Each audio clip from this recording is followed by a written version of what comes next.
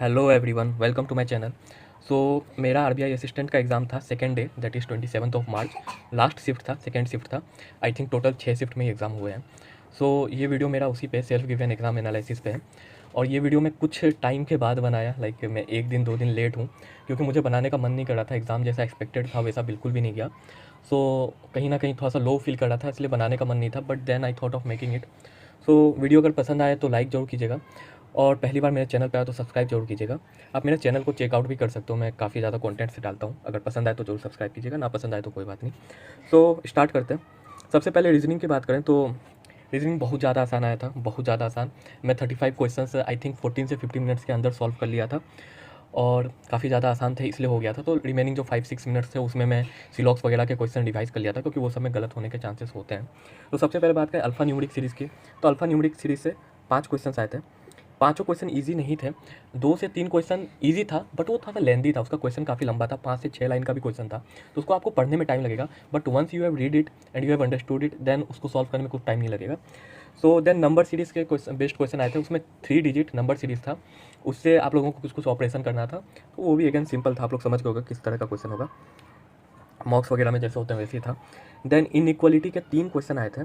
3 से 4 क्वेश्शन आए थे, एग्जैक्टली मुझे याद नहीं, बट बहुत ज़्यादा आसान था। इसमें कोमा वगैरह कुछ नहीं था, जस्ट वन सेंटेंस था, आपको लेस देन इक्वल टू वो सब फाइंड करके तुरंत सब कुछ तुरंत पता चला था।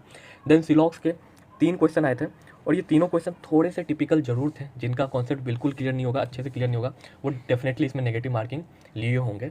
लाइक एक क्वेश्चन था आइदर और लग रहा था, बट आइदर और नहीं था वो। जैसे कंक्लूजन में ऑल और नो करके था, तो उसमें नाइदर नो लगता है, ऑल नो में आप लोगों को पता होगा। सो एक आइदर और वाला भी था, और एक I think only conclusion 2 is true, ऐसा कुछ था। अगर जिनको एक्जैक्टली याद होगा वो कमेंट जरूर बता सकते हैं। सो क्वेश्चन थोड़ा सा घुमाया हुआ था, ओनली ए फ्यू भी यूज़ किया गया था, बहुत ज़्यादा आसान नहीं था। देन पेयर फॉर्मेशन था, एक क्वेश्चन था उसका। देन मीनिंगफुल वर्ड फॉर्मेशन का एक क्वेश्चन था, और वो जो मेरा वर्ड आया वो था काट, CART। सो आप लोगों का भी अगर यही आए तो कमेंट में जो बताइएगा, या फिर और कुछ वर्ड फॉर्म हो रहे थे तो जो बताइएगा, क्योंकि आई एम नॉट 100% श्योर, इसमें लोगों का गलत हो जाता है, तो मेरा भी गलत हो सकता है। तो आप लोग जो कमेंट में बताइएगा कि क्या यही फॉर्म हो रहा था, बस एक वर्ड। देन अब पजल्स की बात करें तो टोटल 3 आए थे। एक स्क्वायर बेस्ड सीटिंग अरेंजमेंट आया था, जिसमें कॉर्नर वाले अलग डायरेक्शन में देख रहे थे एंड साइड वाले डिफरेंट डायरेक्शन में देख रहे थे, दोनों अपोजिट डायरेक्शन में देख रहे थे। तो 2 कंडीशन में पजल सॉल्व हो गया था, एक कंडीशन लास्ट में जाके फॉल्स आया था। देन एक फ्लोर बेस्ड पजल था, I think 8 floor, yes 8 floor है। तो उसमें जस्ट लोगों को बैठाना था, कोई वेरिएबल वगैरह नहीं था, तो बहुत ज़्यादा आसान था। ये पजल आई थिंक मैं 1 मिनट से भी कम में सॉल्व कर दिया था, 35 से 40 सेकंड में, क्योंकि बहुत ज़्यादा आसान था। बाकी लोग भी इतने ही टाइम लिए होंगे, इससे ज़्यादा नहीं लिए होंगे। एंड देन पोस्ट बेस्ड एक पजल था, क्लर्क, PO, मैनेजर ऐसे करके था। तो वो भी काफ़ी ज़्यादा आसान थे। हर एक पजल 2 से 3 मिनट, मैक्सिमम 2 मिनट लगा है मुझे। कोई भी पजल में 2 मिनट से ज़्यादा नहीं लगा। उसके वजह से ही आई थिंक मैं 14 से 15 मिनट में सारे क्वेश्चन सॉल्व कर लिया था, देन रिवाइज भी किया था। सो आप लोगों को कैसा लगा था रीजनिंग सेक्शन, जो कमेंट में बताइएगा। दूसरे शिफ्ट के हो तो भी बताइएगा, अटैम्प्ट के साथ और शिफ्ट के साथ। तो इसमें मेरे 35 अटैम्प्ट रहे, ठीक है। देन नाउ इंग्लिश में मूव करें, तो इंग्लिश भी अगेन ईजी ही आया था। हाँ, कुछ क्वेश्चन थोड़े से जो जो हिंदी मीडियम से पढ़े उनको थोड़ा सा मॉडरेट लेवल का लग सकता है, बट मोस्टली लोगों को इजी लगा होगा, मुझे भी इजी लगा था। तो एरर्स के 5 क्वेश्चन आए थे, जो बहुत ज़्यादा आसान थे। मैं अपने आप को एरर्स में बिल्कुल भी अच्छा नहीं मानता हूँ, क्योंकि जब मैं मॉक से देता हूँ तो 5 एरर्स के क्वेश्चन होते हैं, उसमें से एक ना एक तो मेरे से गलत हो ही जाता है। So I am not that good in errors, but यहाँ जो क्वेश्चन एरर्स के आए थे बहुत ज़्यादा आसान थे। एक फ्लो में आप पढ़ोगे ना, समझ में आ जाता था कहाँ एरर है। तो लाइक दोबारा आपको सेंटेंस भी पढ़ने की जरूरत नहीं है, बहुत ज़्यादा आसान थे। मुझे नहीं लगता इसमें कुछ गलत हुआ होगा मेरा।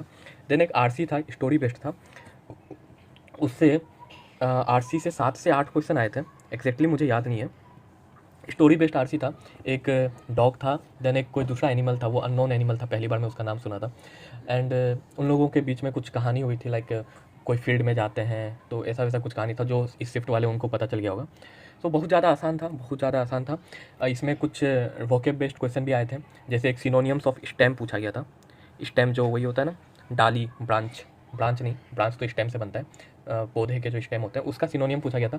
ये बस एक सिंगल क्वेश्चन है जिसमें मैं थोड़ा सा तुक्का मारा हूँ। 2 से 3 ऑप्शन के बीच में मुझे कन्फ्यूज़न हो रहा था, तो मैं एक तुक्का मार दिया। बाकी 29 मेरे आई थिंक 100% करेक्ट है। देन एक फिलर बेस्ड क्वेश्चन भी आई थिंक था इसमें।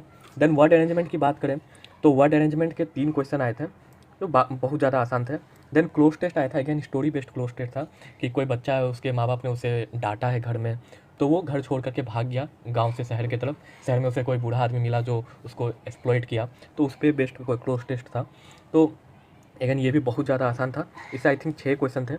देन एक फ्रेज रिप्लेसमेंट आया। फ्रेज रिप्लेसमेंट से I don't remember exactly, but I think 4 to 5 questions were there. So ये क्वेश्चंस भी बहुत ज़्यादा आसान थे।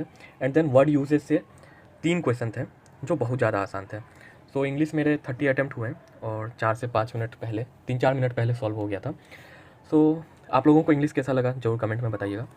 देन लास्ट सेक्शन की बात करें, quant, here I did the blunder, like बहुत ज़्यादा बड़ी गलतियाँ मेरे से हुई हैं। मैं सब कुछ आपको बताता हूँ A to Z।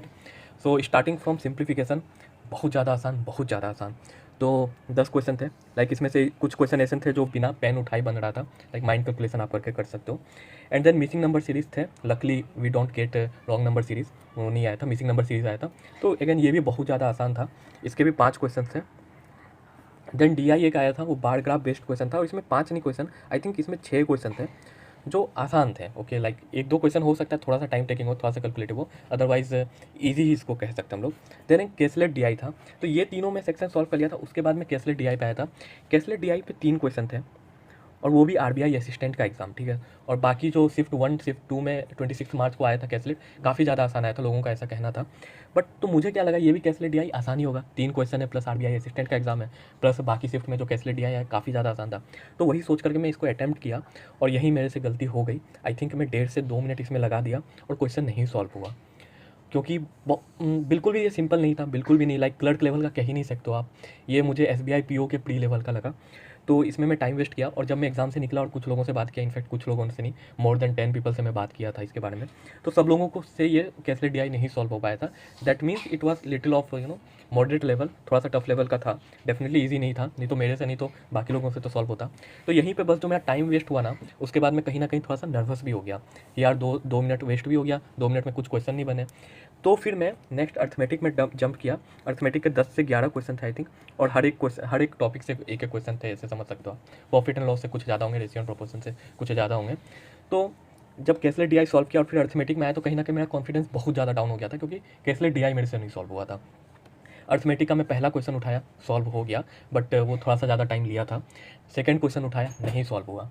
Third question उठाया, नहीं सॉल्व हुआ। मैं जो क्वेश्चन सॉल्व कर रहा था आंसर आ रहा था, बट वो ऑप्शन में मैच ही नहीं कर रहा था। I don't know why, like calculation mistake हो रही थी कि क्या मैं गलती कर रहा था, नहीं पता। मेरे से मेंसुरेशन का क्वेश्चन सॉल्व नहीं हुआ। मतलब समझ सकते हो, मेंसुरेशन जिसको मैं ईजीएस्ट टॉपिक मानता हूँ अर्थमेटिक का, वो सॉल्व नहीं हुआ। बस फॉर्मूला लगाना था। हाँ, थोड़ा सा टिपिकल जरूर था, लेकिन ऐसा नहीं कि सॉल्व करने लायक नहीं था। मेरे से मॉक्स में भी मेंसुरेशन के क्वेश्चन सॉल्व हो जाते हैं, बट यहाँ एग्जाम में नहीं सॉल्व हो पाया था।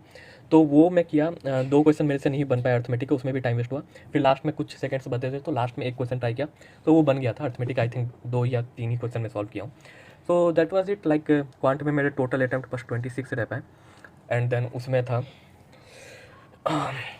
रीजनिंग और इंग्लिश में फुल हुआ, तो टोटल अटैम्प्ट जो हुआ मेरा वो 92 है। 92 कैसे हुआ यार? क्वांट में आई थिंक मैं 26 नहीं 27 अटैम्प्ट किया हूँ। यस, क्वांट में मैं 27 अटैम्प्ट किया, तो टोटल में 92 अटैम्प्ट हुए हैं। सो आप लोगों का कैसा एग्जाम गया जरूर बताना। मेरा तो कुछ खास नहीं गया। मैं 92 बिल्कुल भी नहीं एक्सपेक्ट किया था। मैं जिस तरीके से पुराने शिफ्ट के रिव्यू देख रहा था एंड लोगों के कमेंट देख रहा था, मुझे लग रहा था 95 प्लस डेफिनेटली होना चाहिए था, क्योंकि बहुत लोग 95 प्लस अटैम्प्ट किए थे। इस शिफ्ट का पता नहीं मॉडरेट लेवल का था या फिर मुझे मॉडरेट लेवल लगा। सो आप लोग कमेंट में जो बताना आप लोगों के क्या अटैम्प्ट रहे।